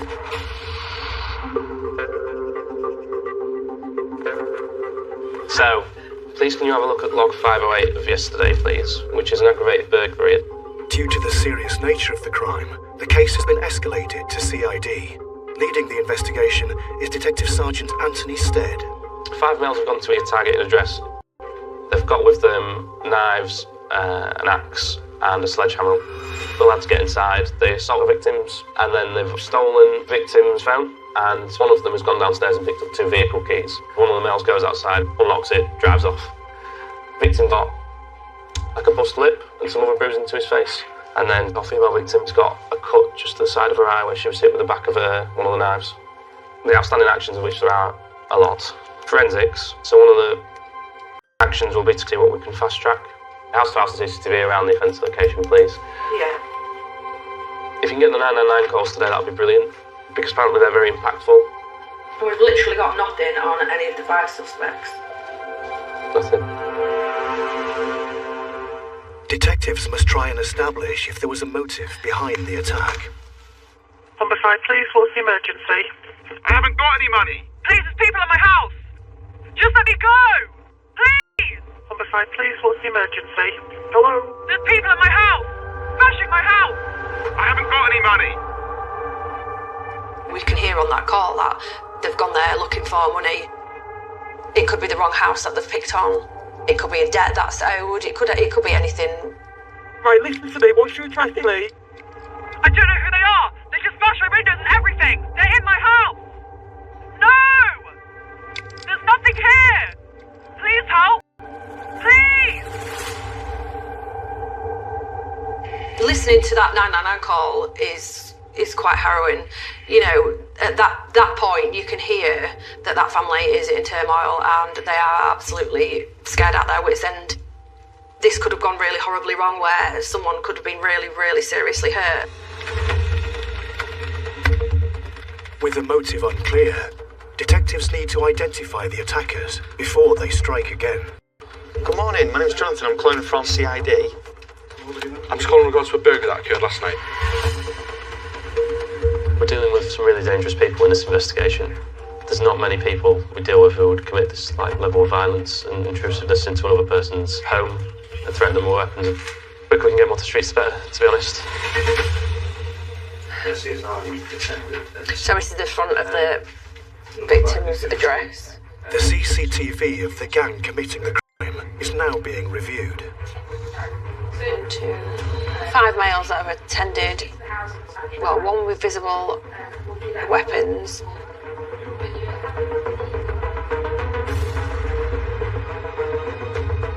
That they've used a sledgehammer to smash the front window, but then they've prized it apart and climbed through quite rapidly, literally within a matter of seconds. A couple of strikes to the windows and then they're in.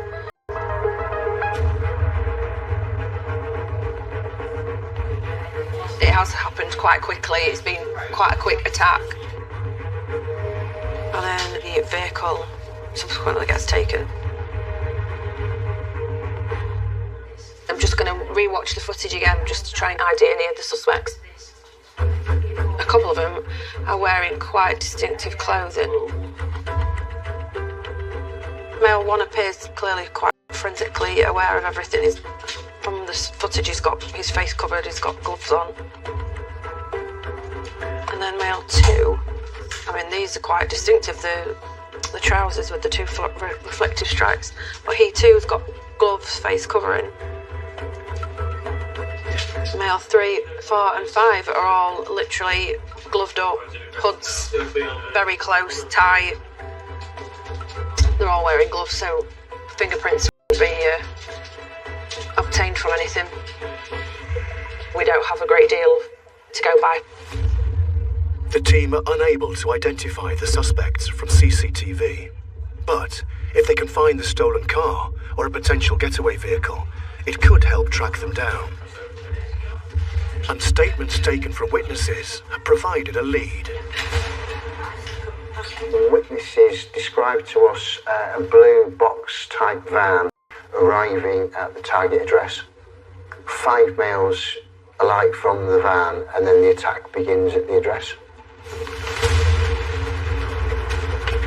A team of detectives are dispatched to search for more CCTV in a bid to track the van.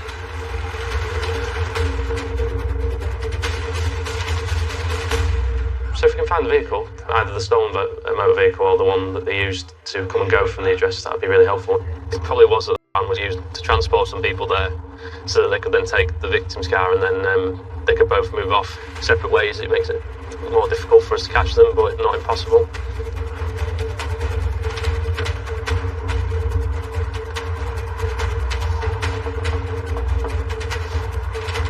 Investigating an incident which happened up the road, and I've just seen you've got some cameras up. Do you have access to them at all?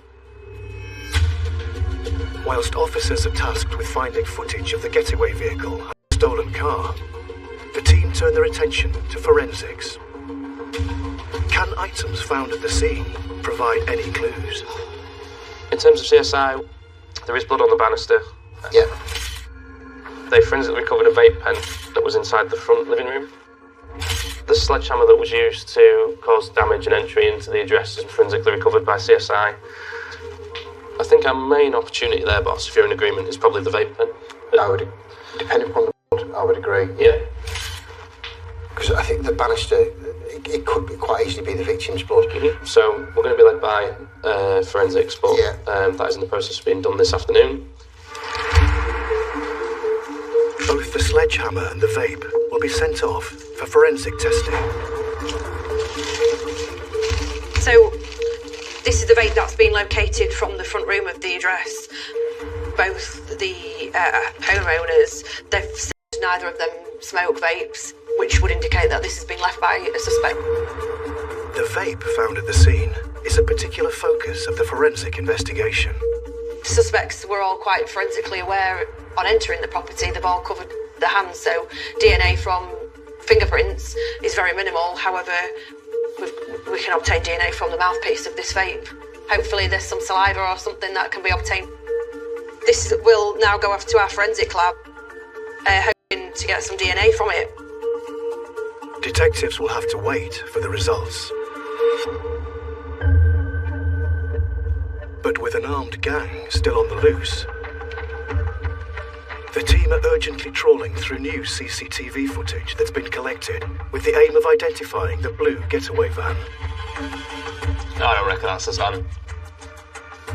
You don't think it is? No. So we can discount that. Oh, here we go. One of the CCTV cameras has provided a lead. So what have you got then? So we've got, yeah, the van. It appears to be blue on here. Followed by what I would believe is probably the vehicle that they've taken from the address. Is this the van carrying the violent suspects? Are we able to say what that van is, do we think? I don't know. I don't know if we'll get anything from that. The footage is quite... It's not clear enough to be able to slow it down. Quite blurry, isn't it? Yeah. We really need to identify the van. If this is the getaway vehicle, it's a major breakthrough in the hunt for the armed gang.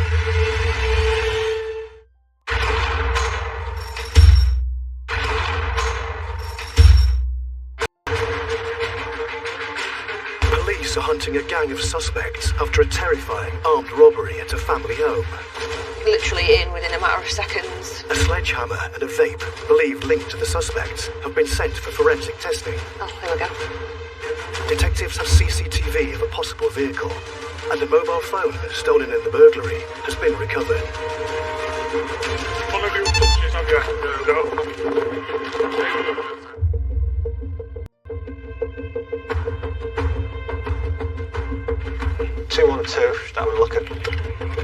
The team now need to confirm the van is the one used by the gang. This is the blue van, the target vehicle that's carrying the suspects arriving. Using further CCTV, detectives have tracked the van's movements before and after the burglary. This is showing the target vehicle arriving towards the victim's address. I think it's 9:24 when it arrives. So now we've moved on 5 or 6 minutes, and if we watch carefully, we get further footage which shows the target vehicle and stolen vehicle leaving. That gave the suspects a period of time of approximately 5 to 6 minutes to commit the offence, which correlates with the 999 call that is placed by the female victim. In establishing an accurate window of opportunity for the robbery to have taken place, the team now have good evidence this is the attacker's vehicle, but they still need to track it down. So they focus on the industrial estate where the victim's stolen phone was recovered. At some point they've discarded the female victim's mobile phone, which we've managed to recover. So the location where the mobile phone was recovered from, there's a potential to yield better quality CCTV to try and identify the vehicle that the suspects arrived and left in.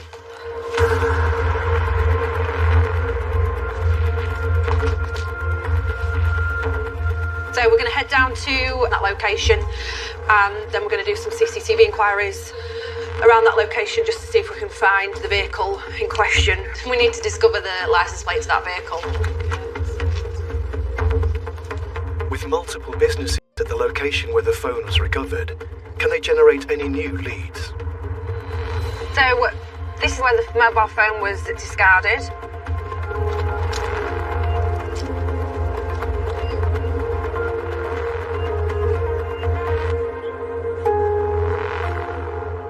I just need to see if you've got any CCTV that covers the very front of this property. We have CCTV on our generator, so when we finish on a weekend, there's no CCTV. Right. So, okay. So it wouldn't have captured anything at 9 o'clock. Right, okay. No problem. All right, cheers for that, thank you. I'll pop next door, see if they've got anything. Morning. Just from the police, from CID in Scunthorpe. Have you got any CCTV outside at the front of here? There's been an incident late last night. Okay, well, we've got cameras. I'll show you outside. We've got one thing, you know, they cross. Yeah. Would it capture anything on over there? Not in good Yeah. condition, but have you been to Parker's? Not yet, no. They've got- I'm working my way, Yeah, doing but a loop. Parker's have got brand new CCTV in it. Okay. Fabulous. The officers have one last premises to try that has cameras overlooking the route the getaway van is believed to have taken. I'm PC Panther from Scunthorpe CID. We're after looking at your CCTV, if that's possible. Is it you that I need to speak to? I've got the camera. Fabulous stuff, yeah. I've got that one. Right, I'm just looking at that. Oh, okay. That's up there looking. Yeah. When? So, any time shortly after 21:27 last night. I'm just interested in trying to locate a license plate of the car. Yeah. Oh, that might be it. 9:27. That's definitely about that. CCTV cameras on the property have picked up a van just minutes after the suspects fled the scene. There's a black car that's been taken from the address, which may or may not have been in convoy with that vehicle. So our digital forensic unit might be able to slow it all down and pick up pick up a VRM from the footage. Thank you so much. They won't know if they can obtain a license plate number from the footage until they can analyse the clip back at the station.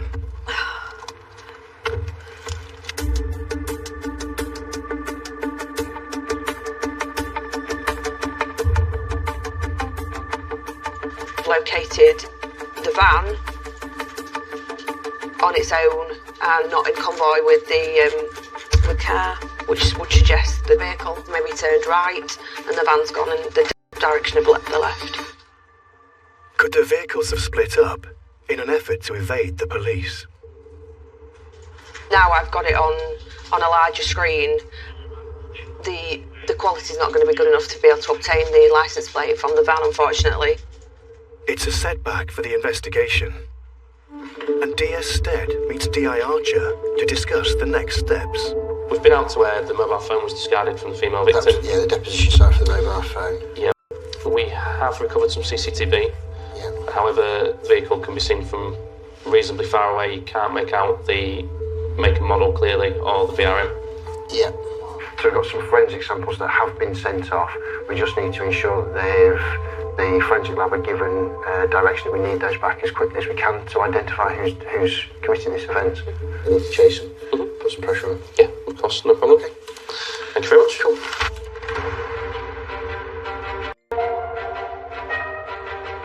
The team have sent a vape and a sledgehammer found at the scene to be forensically tested.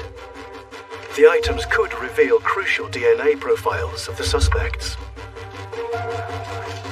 Oh, hi Debbie, it's Becky from CID in Scunthorpe. I'm just ringing to chase up a DNA hit, just to see if you've got any results on it. Right, okay. Thank you so much, see you later. Bye. Bye. No result as yet. She said it was on a 48-hour turnaround, which I should get something back this evening. The team will have to wait.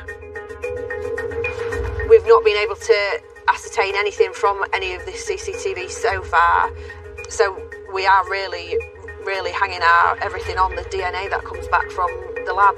Should anything come back from there, if we get nothing back from the forensic submissions lab, we still not have anybody. I need to find out who these 5 people are.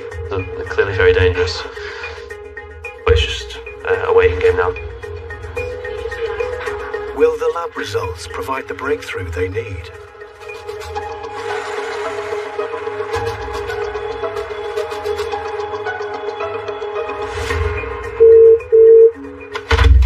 PC Panther, Scunthorpe CID. fabulous stuff.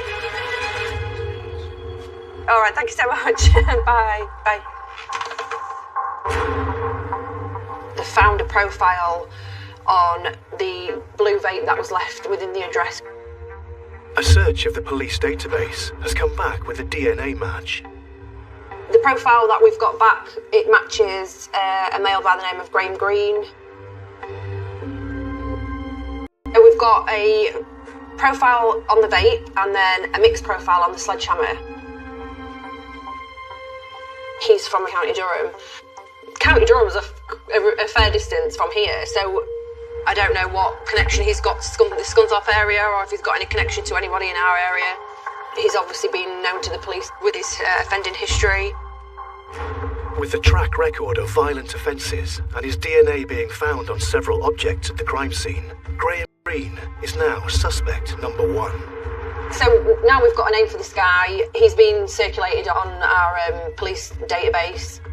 That gives us the opportunity to contact County Durham's constabulary and then ask for active arrest attempts from their force at the known address that we have for him.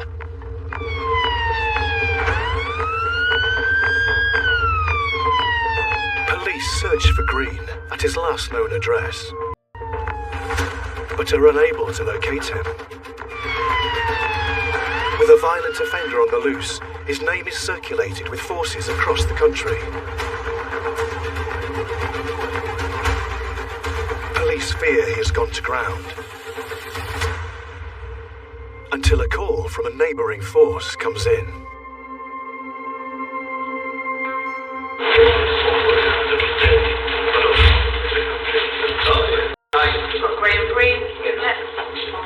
Graham Greene was located at an address in Doncaster by a neighbouring force in South Yorkshire. After being arrested for an unrelated offence, Greene is linked to the violent home invasion and booked into custody. Yeah, aggravated burglary. He'd been named by Green Fire.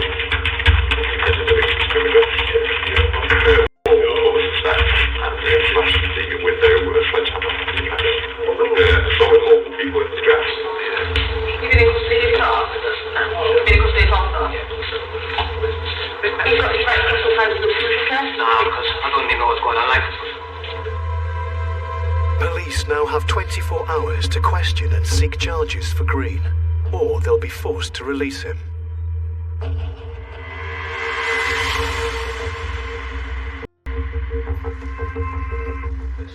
PC Liam Greenwood is assigned the task of interviewing the suspect.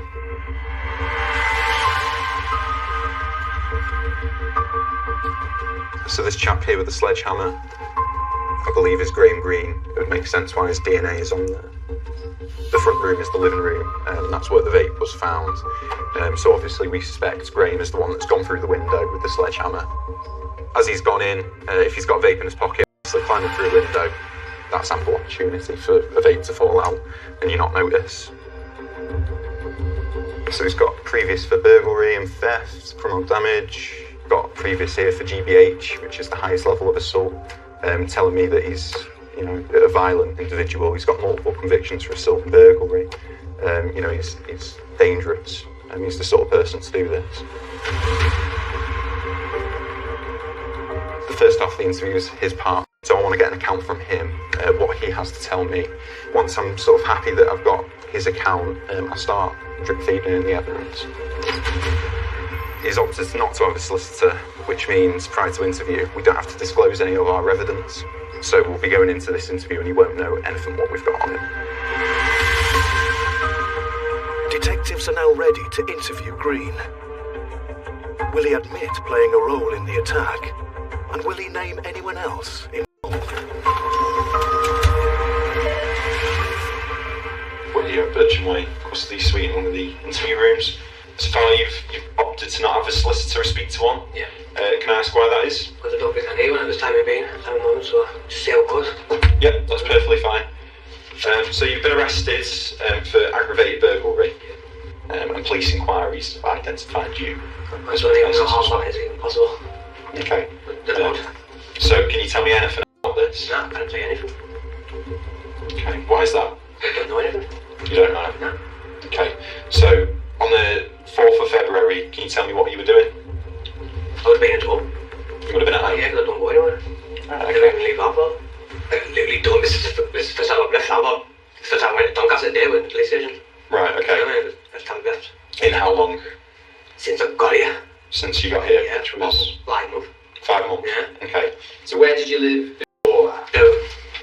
Durham, yeah. So what's brought you to Donny? I got evicted from my flat. Alright, okay. Do you know people from Scunthorpe? No. Do you know people that would go into Scunthorpe? No. Okay. So, on the 4th of February, have you attended Scunthorpe at any point on that day? So I'm just going to show you some CCTV. This is where we see the 5 lads come, and that one's got a sledgehammer. You able to tell me who anybody is in this footage? No. Are you in this footage? No. See the sledgehammer go through the window. Can you tell me who anybody is in this footage? No. Sure you're not in this footage? Sure. This is the point where the sent car. Who's taking it?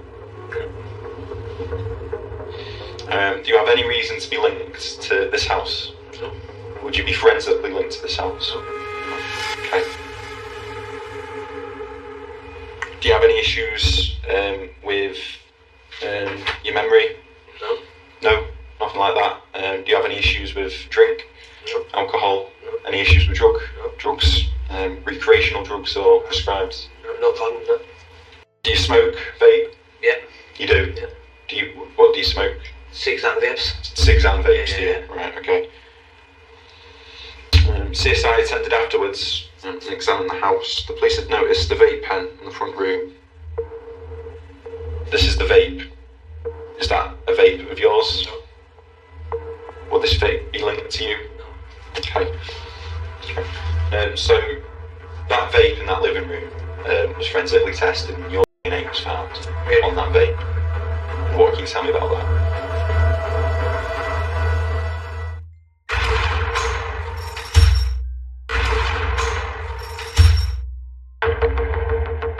Police have arrested a man after his DNA was found on a vape that was left at the scene of a violent home invasion. We're here in the interview rooms. So, can you tell me anything about this? No, I can't tell you anything. Okay, why is that? I don't know anything. You don't know? No. Graham Greene has so far denied any involvement. Is that a vape of yours? Will this vape be linked to you? Okay. But detectives are now putting their key evidence to him. Will he change his story? That vape in that living room was forensically tested and your DNA was found on that vape. Okay, what can you tell me about that? My DNA was found on that vape. Yeah. I can't tell you anything about that. Why is that? Don't know. Can you tell me anything as to why your DNA is on a vape which has been found in a crime scene?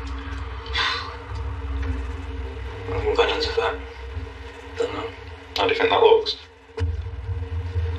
Looks really bad. And you're offering me no explanation as to how that's got there. So I put it to you that it's there and you've been involved in this incident. Is that true? No. Are you sure there's nothing you want to tell me now? No. I put it to you that your prior convictions paint you to be a dangerous, capable, convicted burglar. Now we found a vape with your DNA in the scene of a burglary. How does that look? Were you involved in that?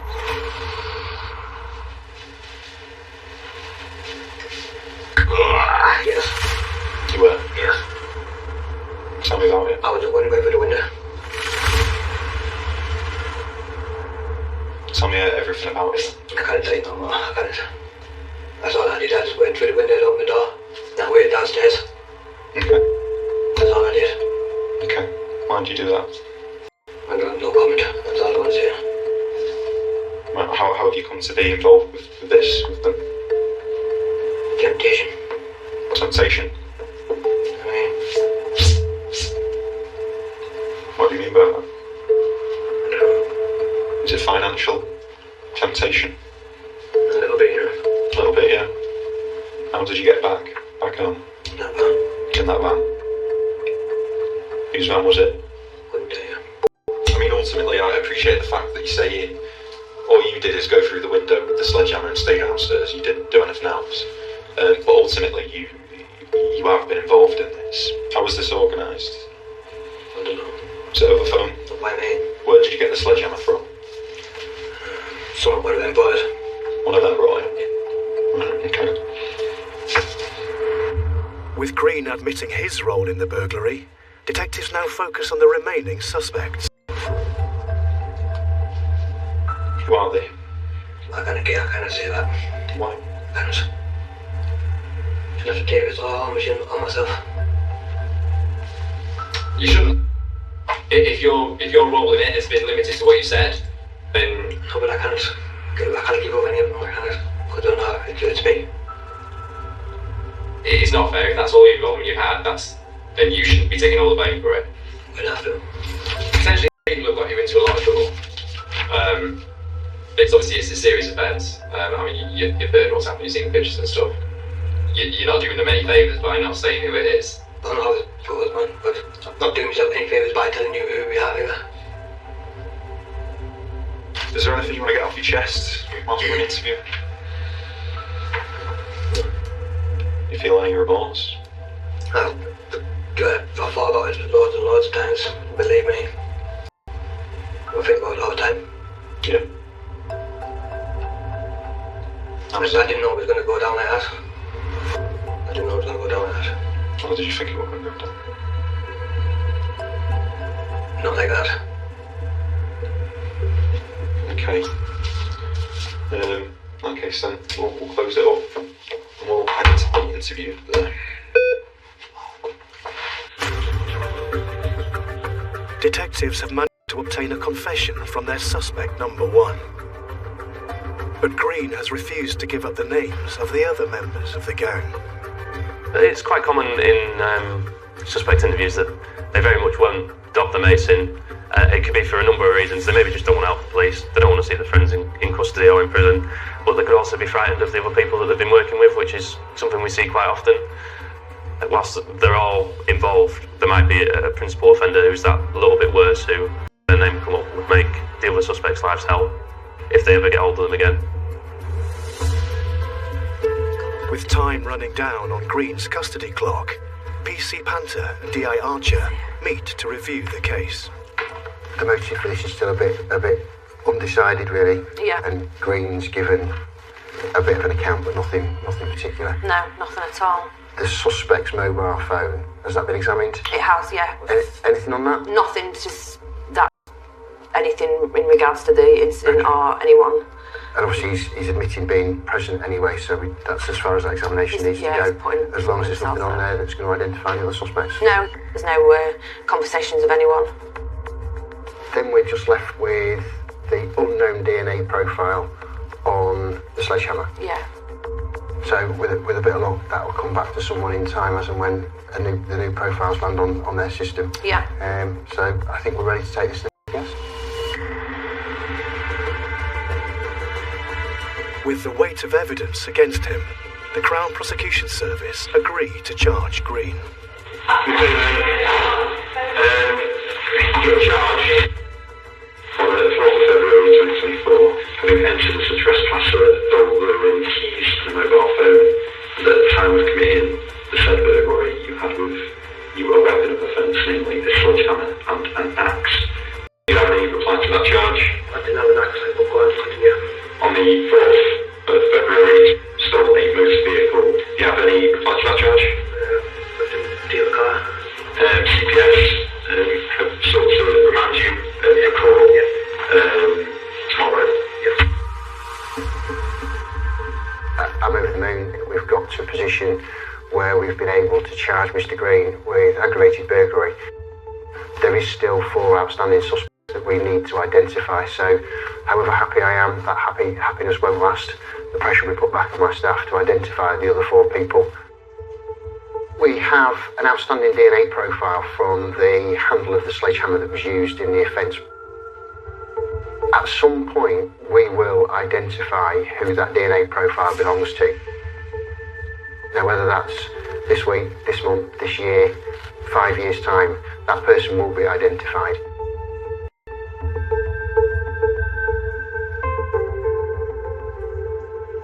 This was a horrific ordeal for our victims, and we will get justice in the end for them.